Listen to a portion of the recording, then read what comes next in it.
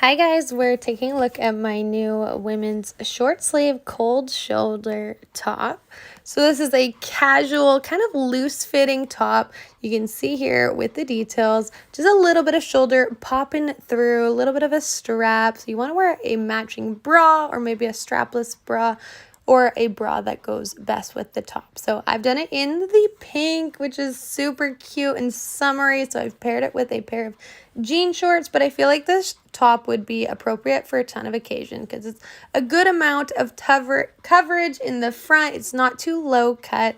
It's super soft too. So it's a cotton base with 65% cotton, 35% polyester. You can wear it both tucked in, as I kind of had in the whole beginning of the video, or you can pull it out for a looser fit. I feel like when I have it pulled out, I want to do some maybe like white leggings with this specific color, or you could do dark leggings as well.